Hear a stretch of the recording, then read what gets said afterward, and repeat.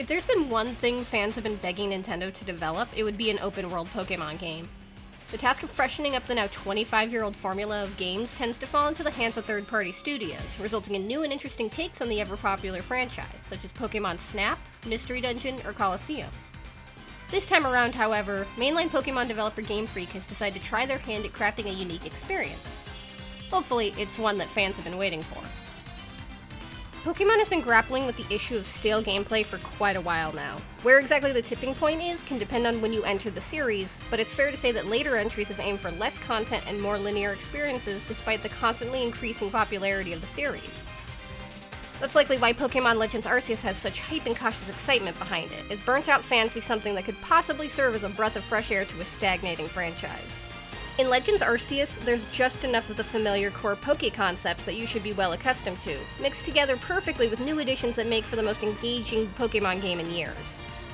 Since the setting takes place in ancient Sinnoh, it lets the game try a lot of new things that would otherwise feel out of place in a regular entry. In this world, Pokémon are still new and unknown. Pokéballs have only just been created, and hardly anyone knows how to use them, except for you. But, just because you can throw like a star baseball pitcher doesn't make you a Pokémon master right out of the gate. Because in this world, Pokémon are savage. One of the first things that you're told is that if you don't watch out, a wild Pokémon will straight up attack and kill you. Of course, you'll only black out, but characters go out of their way to mention that Pokémon and humans don't get along, and unwitting people have been attacked and slaughtered by what you would normally expect to be a harmless little cute creature. It can be a little unnerving, but it also serves as a great way to introduce one of the biggest parts of Legend Arceus' gameplay. Your goal, bestowed to you by Arceus of all things, is to fill out the very first Pokédex. This isn't the modern day, though, and your Pokédex, which is normally a high-tech device, is nothing more than a notebook. Since creatures aren't automatically registered, you'll need to learn how each and every one of the Pokémon looks and behaves. In order to do that, you'll have to catch them all, many, many times. Filling out the Pokédex requires you to complete research tasks, which range from using a specific type attack on a Pokémon to catching a certain amount of them. The objectives are varied, and it makes filling in pages of the Pokédex feel incredibly rewarding. It also subtly gets you to switch up your team constantly, making sure you really get to use and know the Pokémon that you're catching. As you catch Pokémon and train them, you'll also be helping foster Jubilife City as a bustling place for humans to live alongside and coexist with Pokémon. There's progression and development, which is rather rare for a Pokémon game. Townspeople will ask you to do things for them too, giving you a wealth of side quests to complete whenever you want to take a break from the dangers of exploring. Which is good because the main gameplay loop involves a lot of exploring different areas, each with different themes. There are swamps, mountains, fiery volcanoes, oceans, tundras. If it's somewhere a Pokémon might live, then you'll likely be venturing there. It's not technically an open world as the locations you visit are separated into different zones, but they're large enough to keep you running around for a while. A likely comparison that you might make is with Monster Hunter. You pick a specific place, you get your items and hunting gear, in this case a Pokémon team, equipped to your liking, and go on an expedition with the express intent of bringing home new gear and captures. Since Pokémon are roaming in the overworld now, you'll be able to spot them and choose how you want to approach. You could handle it in a classic manner by tossing out a Pokémon that has a status effect move and getting your opponent into red HP, or you can now stealthily sneak up behind them and toss a Pokéball at their back, slinking back into cover before anyone knows you were ever there. The new style is seamless, letting you find cool Pokémon and capture them without the repetitive whittling down of their health, which is especially useful for when you need to catch specific genders, sizes, or amounts of a certain Pokémon.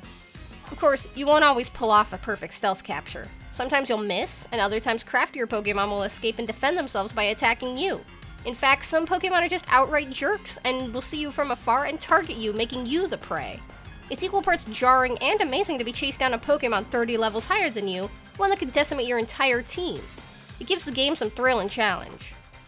With all those elements in play, there's actual cohesion to the world and plenty of opportunity for dramatic moments. You could find an Eevee, only for a Floatzel to come running across the beach, ready to ruin your entire life, thus scaring off the Eevee and knocking you out in one fell swoop. Defending yourself is an option as well, since you now have access to a dedicated dodge roll button, and you can always send out your own Pokémon. But with strong alpha Pokémon on the loose, there's always an element of unease and tension keeping you on your toes. For all the positives that this game has, it won't be winning any awards for its graphical presentation.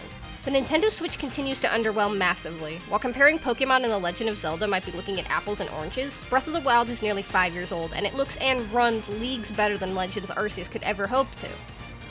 In a general sense, the game looks simply alright. The sprawling landscapes and vistas are great, if a little low res, and the Pokémon appear to be the same 3D models we're long become used to. but there's some serious stuttering in handheld mode that is beyond aggravating, let alone the fact that any human characters were distracting enough to make me almost laugh. Honestly, visual detail is usually not my main focus with the game, though, and while you can question what Game Freak should or shouldn't be doing with their budget, Legends Arceus looks passable enough to get by. The issue for me is the hitches in frame rate that happen whenever you go into a battle, and specifically only in handheld mode. Playing dock never brought up any concerns, but once I started playing portably, the game would go into the single digits when fighting or going into my inventory at completely random intervals. Perhaps a patch might improve things post-launch, but as things are right now, it only serves to remind me that the Switch is old and in desperate need of some extra horsepower. Taking heavy cues from other games, Pokémon Legends Arceus feels like a step forward in every aspect. For those wary of disruption to their expectations from a Pokémon game, the changes and improvements are woven perfectly into the classic formula that you've come to know and love. The differences are apparent and make for an entirely fresh and exciting experience while still balancing the things that have made Pokémon such a beloved franchise for so many years. It's easy to sound trite by saying that Pokémon Legends Arceus is a breath of fresh air that the Pokémon series desperately needed, yet it's also entirely true. For the first time in ages, I'm excited by and fully invested in a Pokémon game.